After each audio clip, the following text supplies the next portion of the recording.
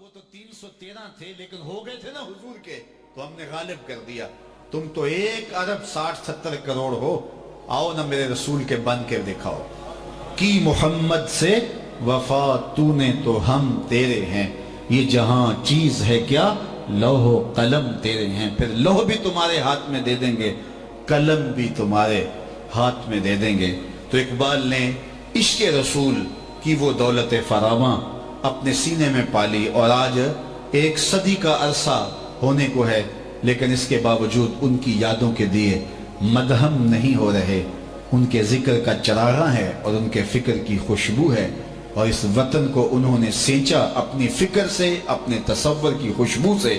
اور آج بھی اس وطن میں کاش کے نسل نو فکر اقبال کو سمجھنے کی کوشش کرے، اور یہ منبر و محراب کا بھی موضوع بنے، اور اقبال کی تفہیم سے جو ہے وہ ذات کی تفہیم نصیب ہوتی ہے، اپنے آپ سے آگہی نصیب ہوتی ہے۔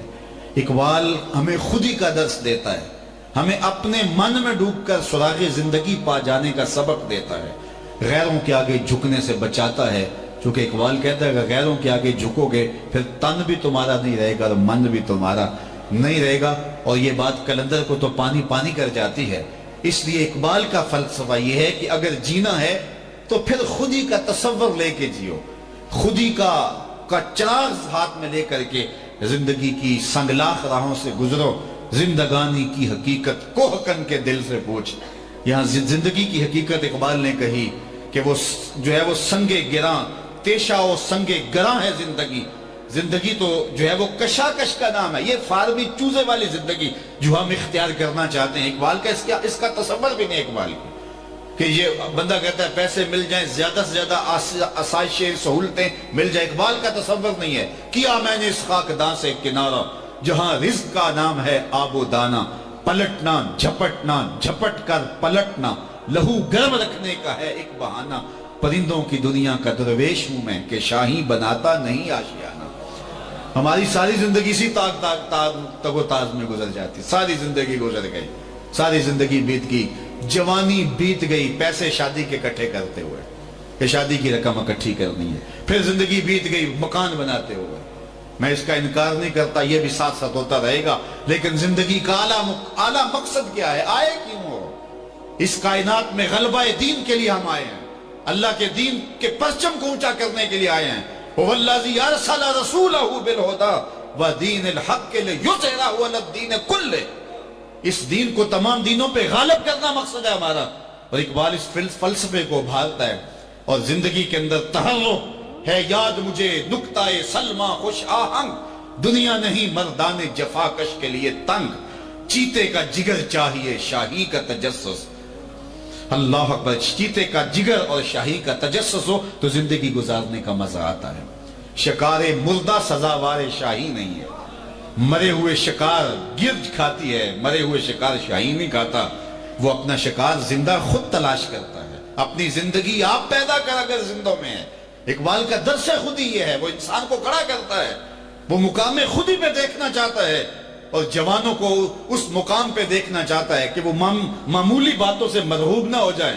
اقبال تو وہاں گیا نا مغرب میں، تو آ کے مغرب پر تنقید کی، نئی تہذیب تکلف کے سوا کچھ بھی نہیں، چہرہ جو روشن نہ ہو تو کیا حاجت گلگونہ فروش۔ کہا یہ میک اپ کیا ہوا ہے، اندر کچھ بھی نہیں ہے، اگر کچھ ہے تو محمد عربی کے غلاموں کے سینوں میں ہے۔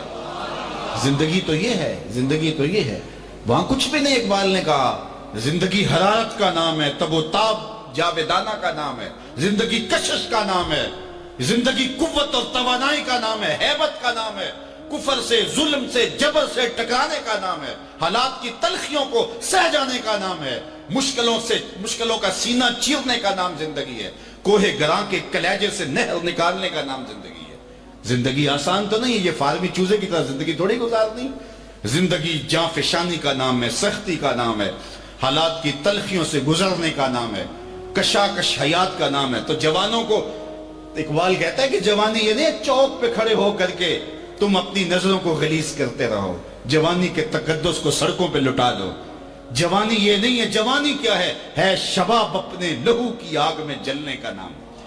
یہ تو اپنے لہو کی آگ میں جلنے کا نام ہے، یہ تو حرارت ہے. جوانوں کو تو پیروں کا استاد بننا چاہیے، جوانوں کو تو بوڑھوں کے لیے حرارت کا سبب بننا چاہیے. بلکہ اقبال تڑپ تڑپ کے یہ خیرات مانگتا ہے، تڑپنے پھڑکنے کی توفیق دے، دل مرتضی سوزے صدیق دے، جوانوں کو آہے سحر بخش دے، میرا دل میری سوزے تر بخش دے. اللہ اکبر. تو یہ توانائی، یہ حرارت جب سینوں میں پیدا ہوگی، جب ثابت نہیں ہوگے، جب سیار بن جاؤ گے، جب حالات کی تلخیوں سے ٹکرانے کا گر سیکھ جاؤ گے، تو پھر اقبال کے مرد مومن بنو گے. اور اقبال ایسا مرد مومن دیکھنا چاہتا ہے. تو آج میں اقبال کے کئی پہلوؤں پہ بات کرنا چاہتا تھا، اقبال کی خودی پہ بات کرنا چاہتا تھا، اقبال کے فلسفہ غم پہ بات کرنا چاہتا تھا، فلسفہ ارتقاء پہ بات کرنا چاہتا تھا. یہ ایک الگ کائنات ہے. پھر اقبال کے عشق رسول کی کہانی بھی اپنی ہے. جب بارگاہ رسالت مآب میں جاتا ہے بحضور رحمت للعالمین، اقبال کی نظم اب ترجمے کے ساتھ بھی دستیاب ہے، آپ پڑھیں وہاں. جب حضور کی بارگاہ میں سلامی اقبال پیش کرتا ہے، جب بھی میں گیا ہوں حضور کی چوکھٹ پہ اور جب بھی سلام کر کے آیا ہوں تو مجھے اقبال ضرور یاد آئے. شش جہت روشن سے تاب روئے. تو ذرا غور کیجئے، جنہوں نے اس دورے اس شہر دور کو دیکھا ہے اور جنہوں نے نہیں دیکھا، تصور میں تو رہتا ہی مدینہ ہے نا. ذرا اقبال کا عشق دیکھیے، حضور کے روضے کے سامنے اقبال کی روح کھڑی ہے اور کیا کہہ رہا ہے اقبال. ابھی گئے نہیں ہیں اقبال، جسم کے ساتھ نہیں گئے. اور وہ بھی ایک کہانی، یہ شاید کسی کتاب میں لکھا نہ ہو، لیکن میرا ایک دوست ہے، وہ محمد خان وردک سے ملے تو وہ یہ شاہ فیصل کے بھی استاد تھے. تو کہتے ہیں کہ جب تحریک خلافت چلی نا تو اس وقت یہ قبضہ کر لیا گیا اس کی فیکٹریوں کے اوپر. تو وہ وہاں چلا گیا، چٹاگانگ کا رہنے والا تھا. تو اس نے خان صاحب سے جا کے کہا کہ مجھے حضور کی بارگاہ میں پیش کیا جائے تاکہ میں حضور سے عرض کروں کہ یا تو میری فیکٹریاں سب کچھ واپس مل جائیں تاکہ میں حضور کی امت کی خدمت کر سکوں، اور یا پھر حضور مجھے یہی رکھ لے. یہ محمد خان وردک کو سوال کیا گیا کہ تم نے زندگی کے اندر کوئی عاشق رسول دیکھا ہے، کوئی عاشق الہی دیکھا ہے؟ تو اس نے کہا ایک عاشق الہی دیکھا ہے زندگی میں اور 2 میں نے عاشق رسول دیکھے. ان میں سے ایک اس نے کہا کہ شیخ چٹانی کو میں نے دیکھا ہے. کہتا میں نے انتظام کروا دیا روضہ رسول کے اندر جانے کا، اور پھر تھوڑی دیر کے بعد مجھے یہ بتایا گیا کہ اپنے دوست کی لاش آ کے اٹھا لو. کہا ایک تو عاشق رسول میں نے وہ دیکھا ہے. پھر اقبال کے جب نغمے اور زمزمے پھیلے تو مجھے شاہ نے کچھ تحائف دیے اور کہا تم جاؤ اور جا کے میرا سلام بھی دو اور یہ تحائف بھی اسے پیش کرو اور اسے پیشکش بھی کرو کہ اگر آنا چاہیں تو آپ کو خاص ہم موقع فراہم کریں گے. تو کہتا ہے کہ میں آیا اور اقبال سے ملا اور ان سے کہا میں نے کہ جو ہے وہ آپ اگر تشریف لائیں وہاں تو ہم آپ کو اندر جانے کی سعادت سے بھی مالا مال کریں گے. تو کہتے اقبال بچوں کو بلک بلک کر رونے لگا اور کہنے لگا کہ خان صاحب میں نہیں جا سکتا، اگر میں گیا میں ان کی امت کے لیے کچھ کرنا چاہتا ہوں، اگر گیا تو پھر میں واپس نہیں آ سکتا. تو اقبال گئے نہیں ہیں لیکن روح اقبال کی وہاں کھڑی ہے. بالکل لگتا ہے جس طرح یہاں کھڑے ہو کے اقبال نے لکھا ہے شش جہت روشن ز تاب روئے تو ترکو تاجی کو عرب ہندوئے. تو جب مواجہ شریف سے سلام کرنے کے بعد باب جبریل سے جو ہے وہ لوگ باہر نکل رہے ہوتے ہیں تو وہاں جو کیفیت ہوتی ہے، کبھی کوئی عربی آ رہا ہوتا ہے، کبھی اجمی آ رہا ہوتا ہے، کوئی ترکی باہر آ رہا ہے، کوئی ہندوستانی آ رہا ہے، کوئی کسی ملک کا کوئی کسی ملک کا. تو اقبال وہاں کھڑے، روح کھڑی ہے شش جہت روشن ز تاب روئے. تو حضور 4 سمتیں نہیں 6 سمتیں آپ کے چہرے کی چمک سے روشن ہے، آپ کے انوار سے رونق ہے. اللہ اکبر. اسی لیے اعلیٰ حضرت نے کہا چمک تجھ سے پاتے ہیں سب پانے والے، میرا دل بھی چمکا دے.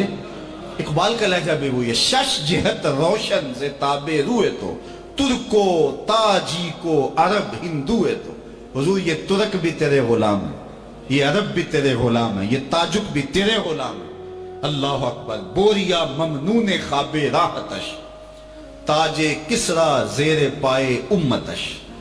جب ہم نکلتے ہیں نا روضہ رسول کی بارگاہ سے مسجد نبوی سے باہر تو وہ دکانوں پر سونے کے ڈھیر لگے ہوئے ہوتے ہیں، تو مجھے وہاں ضرور یہ شعر یاد آتا ہے بوریا ممنون خواب راحتش تاج کسرا زیر پائے امتش، خود بوریے پہ سوتے رہے، امت کے قدموں تلے تخت و تاج پھینک گئے۔